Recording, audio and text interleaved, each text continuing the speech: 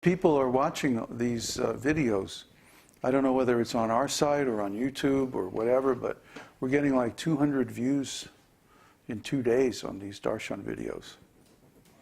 Yeah. So somehow or other people are watching.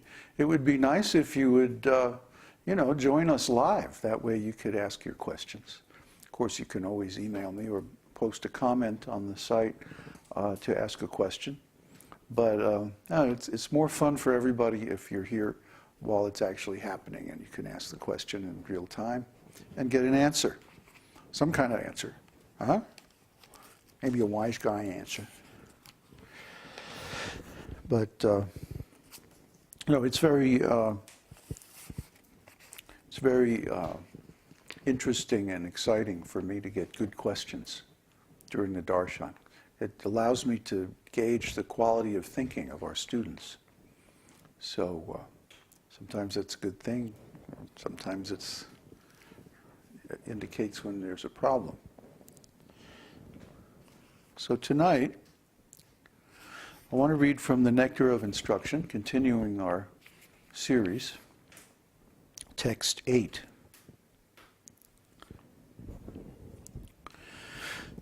Tannamarupa charitadi sukirtananu smrityo kramena rasana manasi niyojya tishtan vraje tat anuragi jananugami kalang nayed akilamit upadesha saram.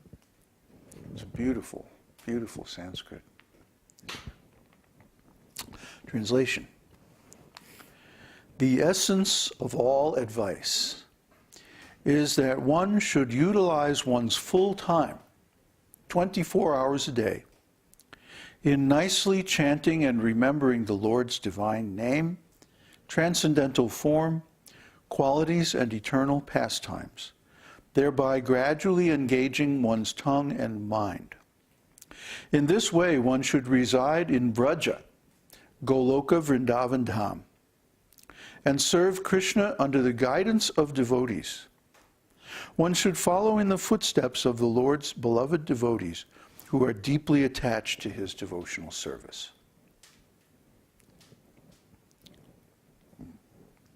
So this indeed is the essence of all advice. What's that Sanskrit? Upadesha saram. Upadesha means instructions. And sara means the essence or the core, the thing that makes something what it is the sara. So the essence of all instruction. What is the purpose of giving instruction? Why do we give instruction, or why do we take instruction? It's so that we can advance and benefit, so that we can approach the objective or the purpose of human life. Not merely to acquire knowledge or various social privileges that go along with being a knowledgeable person. Some people like to collect knowledge. It's almost like they have a little storehouse up in their heads, and everything that comes in, they want to label it. Oh, this has so much value, and this other fact has so much value, and this other thing, oh, this is not so valuable. But this one, oh, this is very valuable. Why? Because it can be traded for prestige. Some people like to throw around big words so that they can impress others how intelligent they are. Actually, they're not very intelligent. That's why they think they have to throw around big words to be regarded as intelligent. Because that's not intelligence. Intelligence means knowing how things really work.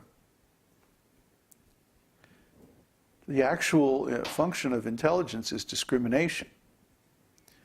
Memory, which is what is required to throw around big words, is simply a function of the mind. And the mind, as we know, is more or less of a machine. It's sort of like a computer. And yes, it's very nice if you have a good memory and you can memorize all kinds of facts and figures and stuff. But that's not really the purpose of human life. The real purpose of human life is to surmount all material problems and attain complete self-realization. Because that's the cure for all suffering, the solution for all problems. We don't want these material problems. We don't want to have to take birth and then change your body again and again. Even from a fetus to a baby to a youngster to a child to a youth to an adult to middle age to old age, and then die and take another body. We don't want to do any of that. It's not natural for the soul. The soul is eternal. And naturally, we want to have the same identity, the same form, the same pastimes, the same relationships forever. We don't ever want to change any of these things. But we're forced by the pressure of time in the material world to go through all these changes. And they're all painful. So why do we put up with this? Well, why do we have some hope that someday it's going to get better? It's not. The material world is always going to be like that. And so we can distract ourselves with, temporary engagements of sense gratification and fool ourselves into thinking that this world is very nice. Bread and circuses. In the old days in the Roman Empire, the government kept the people in line by giving them two things: bread and circuses. Cheap food and cheap entertainment. Now we have, TV dinners and TV itself. Cheap food, fast food, McDonald's, and all that, and then the vast wasteland, as it was called, of television. Well, it hasn't become... It has become even more vast, but no less of a wasteland since the time that was spoken. It's still impossible to find any intelligent fare on TV. And even if there is some supposedly intellectual debate, it's all about just fluff and image and nonsense. There's nothing of real value there. The real value is in spiritual life. The real value is in the methods by which we can overcome the problems of life. That's the real value in life.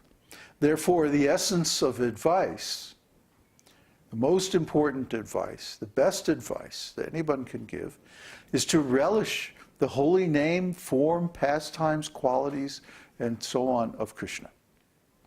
Krishna and his expansions as the personality of Godhead is really the only thing worth knowing about, the only thing worth inquiring about, the only thing worth speaking about or hearing about. This might seem at first like a very outrageous statement or very limiting statement. Well, Krishna is the only thing you can talk about? Krishna is the only thing you want to think about? Well, that's very limited, that's very narrow. No. Because Krishna is unlimited. Krishna is infinite. You can't reach the limits of Krishna. You just try reading all of our books. See how long that takes you. And then you try understanding them, and that's going to take even longer. You could think about Krishna, inquire about Krishna, read about Krishna, study about Krishna, work for Krishna, preach about Krishna, think about Krishna, chant Krishna's name, eat Krishna prasadam, and do Krishna's work all day long, 24 hours a day for your whole life, and you would never run out of new things to do. Never. This culture is so rich, is so vibrant, it's so amazing. Just ask any of our students. We made one course, the introduction, the beginner's level course, right? And we opened up that course, what was it, like 6 months ago? And nobody's even halfway through. Nobody's even a quarter of the way. Maybe one person is, maybe Mike is a quarter of the way through. What do you think? Yeah? So maybe our fastest student has gone through a quarter of the course in 6 months. We didn't intend it to, it's not like it's full of busy work or something.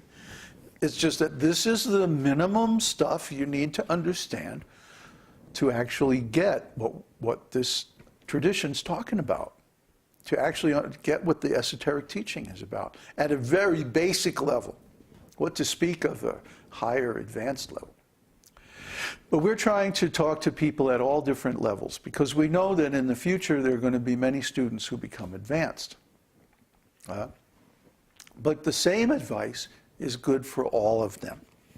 As he says, one should utilize one's full time, 24 hours a day, in nicely chanting and remembering the Lord's divine name, transcendental form, qualities, and eternal pastimes.